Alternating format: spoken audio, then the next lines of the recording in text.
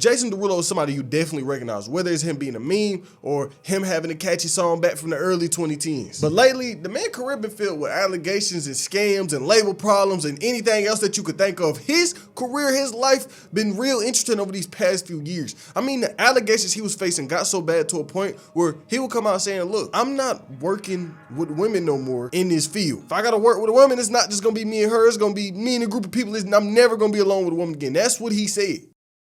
Never work with women. Oh, come on. There's truth in every joke. But it's a sad truth. Like, I will never be alone in a room with a woman that I work with, like ever again. That case was dismissed twice in 2 different states, and there's hardly no mention of it online.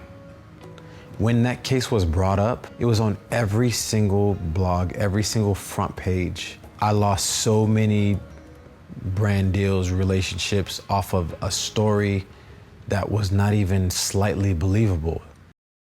Basically, allegations came out against him and it ruined his career. He lost brand deals, he lost friendship just for the case to progress and get dropped 2 different times. And when this would happen, he came out defending himself. He was like, damn, bro, when the case got dropped, y'all didn't want to report on that, but when it came out, y'all reported on everything.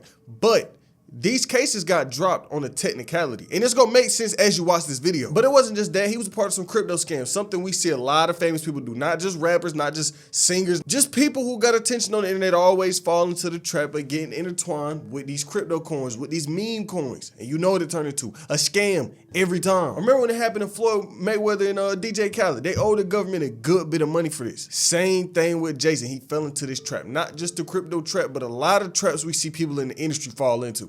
His story a real interesting one you gotta listen to.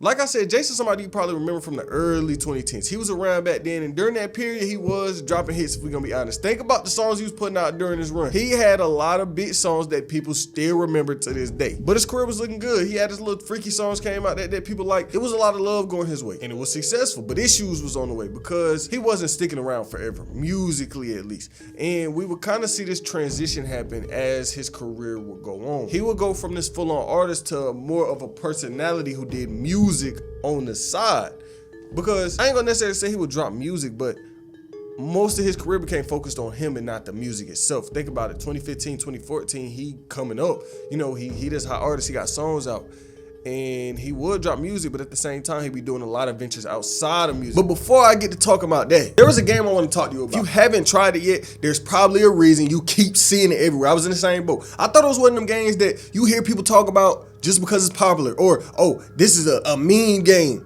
But once you play it, you're like, all right, I see why it's as popular as it is now. Rage Shadow Legends. It's a lot deeper than just the ads or what you see online. One of the things I really enjoy about this game is how layered it is. It's real strategic. Once you play it, you stuck. You're gonna be locked in. It's not about just tapping through battles. It's you're making decisions. You building comps. You getting gear. It's a lot that actually goes on when you play this game. It's not just, oh, I'm looking at the screen and it's playing for me. No, it's a lot of micromanaging. It's a lot of thinking that goes behind this game when you playing. It's been times where I found myself tweaking my champions, tweaking my gear after I thought I was done playing, just to squeeze out a little bit more efficiency, just to see how far I can get when it comes to playing this game. And the crazy part is, this is not a one and done. This is not something you put about 10 hours in and you done. It's basically endless content. It's content forever. So much content. They keep adding stuff. So it's like, you think you're done, then you realize that you're not done. And honestly, it's fun to jump in, whether I got a couple minutes or a longer session. Sometimes when I'm just out, I'm in the car, I'm waiting on some food, I get on my phone, I play a couple battles, optimize my squads, do what I need to do on this game. It's a mix of progression, customization, and real tactic choices that make me want to keep back to playing this game. But then, it's cross progression. You can play on your phone, you can go home, get on your computer, you can really play wherever you want, and it's real easy to keep up with. One moment that really stuck with me when playing this game was beating an arena with my arbiter. After tweaking my speed and team setup, that win, it felt earned. If you're gonna try it, do it the right way. Download the game using my link or the description, or scanning the QR code on screen. That part matters because the bonuses only work if you download it through my link, look, if you're trying to play, use my link, use my code, you're gonna get you a little boost. You're gonna feel the effects of using my code. Point is, if you download straight from the App Store, you will not get the bonus pack that I give you. And when you use my code, you instantly unlock the new legendary champion, Tholin Foulbeard. And once you hit level 15, you'll get another epic, Tagoar. Then on top of that, new players can choose from one legendary champion using a promo code. You can only pick one, so you gotta choose wisely. The available codes are UDKING, DESERTQUEEN, KITTYCUT, GOFAST, GetAlice, and MONKEYKING. I personally recommend UDKING because Ultimate Death Knight is real useful pretty much everywhere. It's tanky, got self-healing, it's good for solo content and competitive modes. Just remember, you have to download using my link or QR code first, and you've got 48 hours after downloading to redeem the promo code in-game. If you download straight from the app, the bonuses won't apply. If you've been on the fence, you might as well try it now with the bonuses while they're available. That's what finally pushed me to give it a real shot, and I get why people stick with it. I mean, at one point, he was a host on the show called So You Think You Could Dance. Billboard write this all the way back in 2015 when this move happened.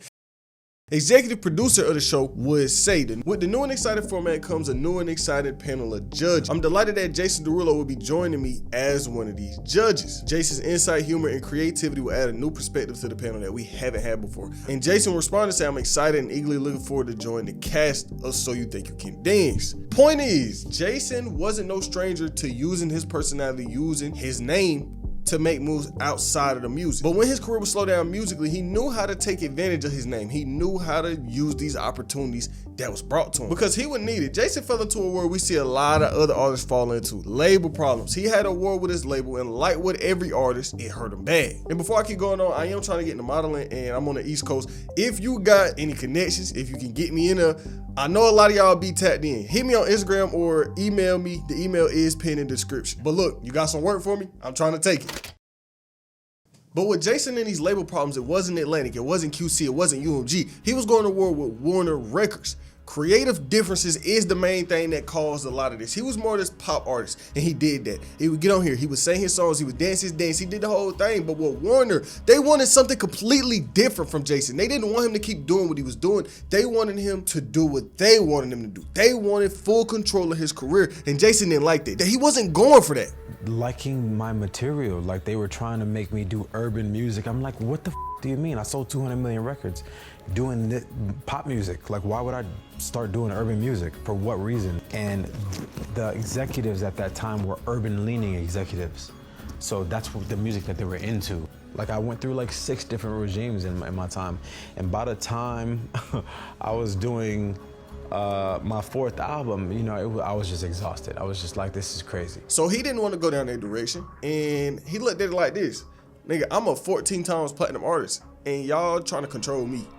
I'm the biggest nigga on y'all label, and y'all don't want to respect what I got going on. And when I say Jason dug it to that point, he really focused in on that point that, look, I'm like y'all only successful artist that y'all done had in a long time. Y'all haven't had anybody as successful as me. So for y'all to treat me how y'all treat me, nigga, I'm just gonna leave. Get me out of this deal. I don't want to be with y'all no more. And so for 10 years, he was with Warner, and he said that company really depended on him. He said these salaries was dependent on him. And that's exactly what happened. He left this company and basically became one of the biggest unsigned artists overnight. Because Jason, he does have hit songs. He's not somebody that people really pay attention to, but if you look through his catalog, people are like, damn, Jason is a big artist. He is a 14 times platinum artist. So for him to become unsigned and become independent was kind of crazy.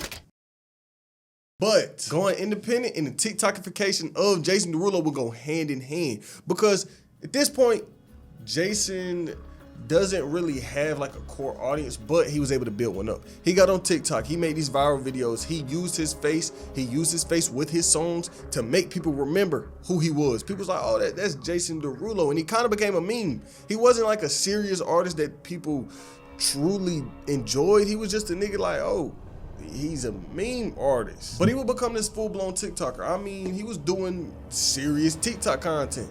Not content that like you would sit down and really consume, but a lot of content where you would just scroll by, see some shit like, okay, what's going on, and then keep scrolling.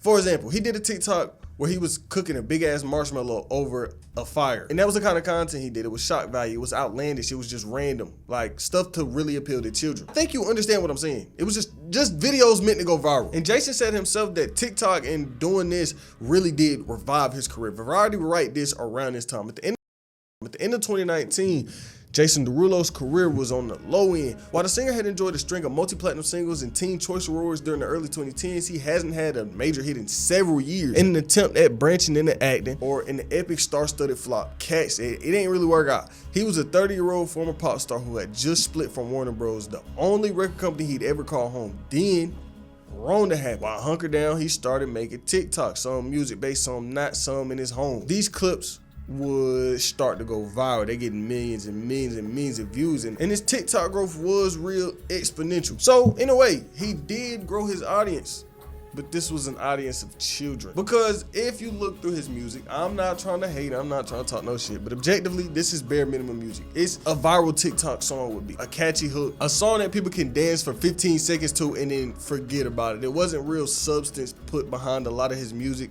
Like I went and listened to the last single he dropped like last month. It just was what you think it would be, a TikTok dance song. So in a way, he did revive his career for the second time after the label issues and everything else that was going on, but more problems will be on the way. Problems that I don't think can be recovered from truly. After doing this TikTok run for a time, the lawsuit that I spoke on from the start will come back up and it will hurt him. Jason did all this rebuilding his career to get hit with some allegations. And after these allegations got through on him, he just kept making everything worse for himself. And you're gonna understand what I mean as I continue.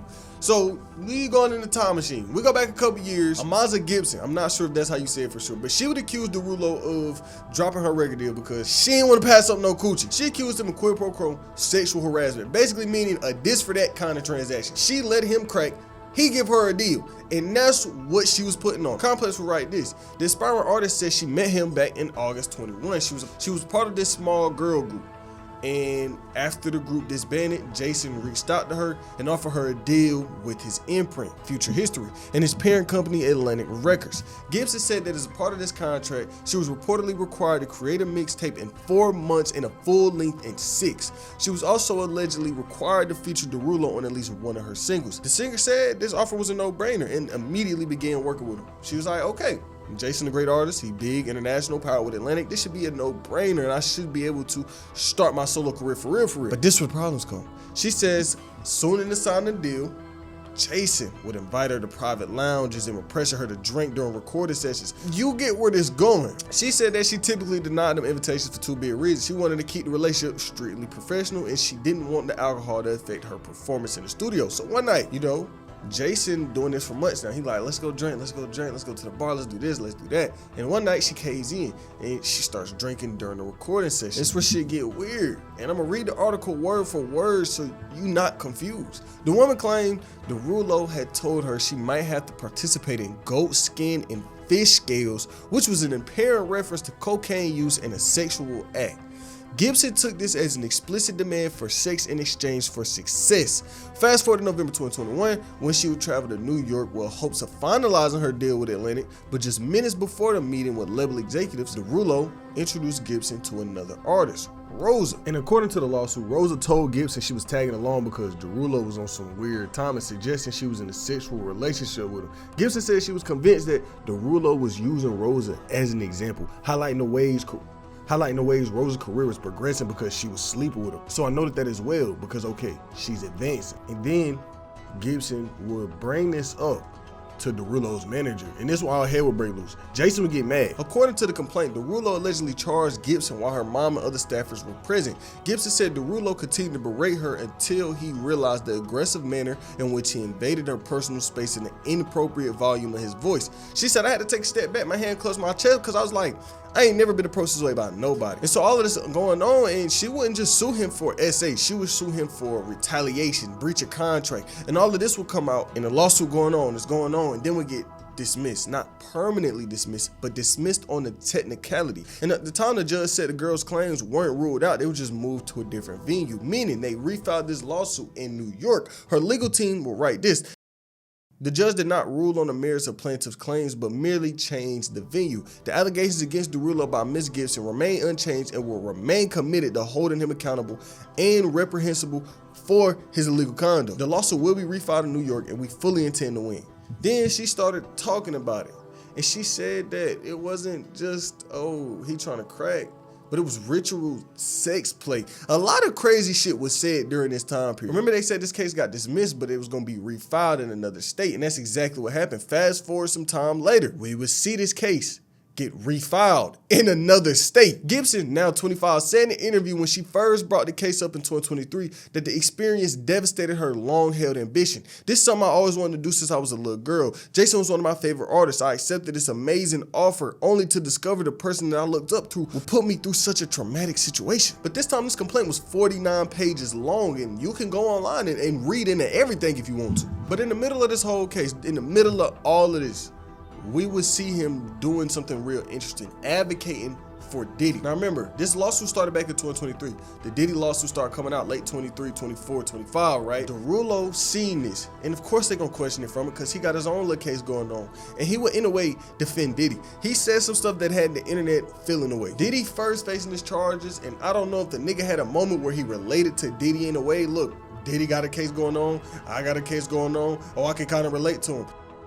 But this is just what went down. AJ said we're right. When approached by paparazzi in New York, Derulo was asked if he believes that Diddy is innocent until proven guilty, despite the litany of allegations against him.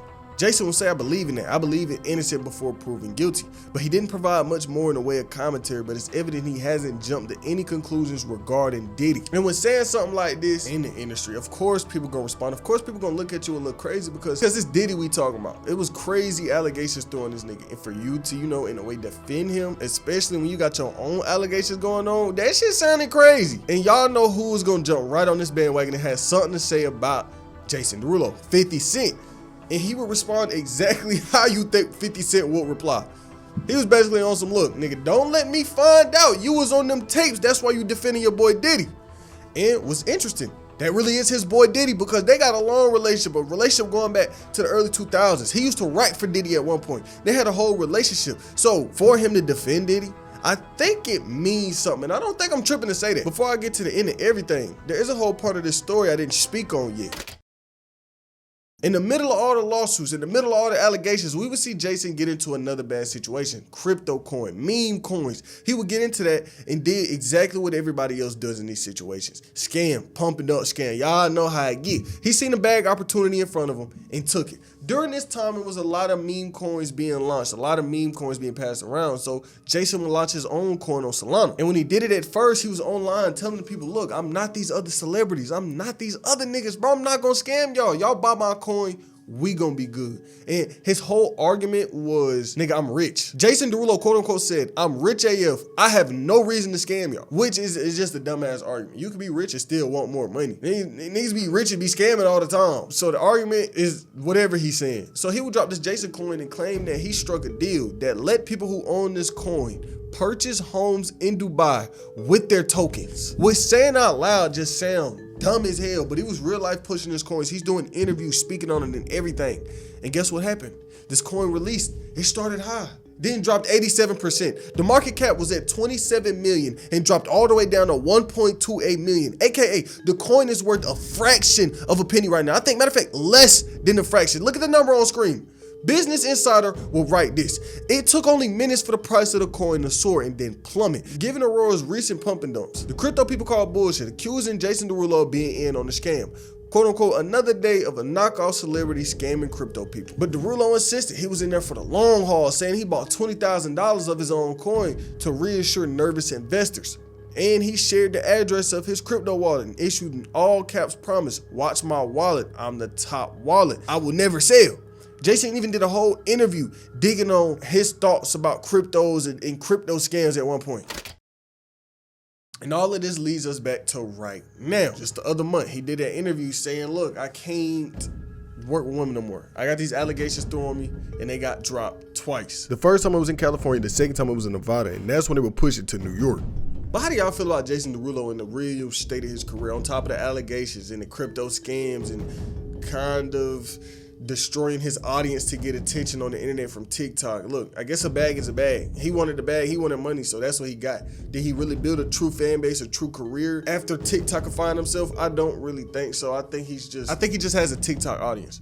He can have his TikTok clout, but musically, is y'all really cutting on that Jason Derulo? Like I said though, it's no telling how this lawsuit could end out for Jason, and I feel like that specific lawsuit would determine a lot when it comes to him as a person, when it comes to his career as a whole. And don't forget to use my Raid Shadow Legends QR code or link that's in the top of the description to get insane bonuses for new players with 2 epic champions.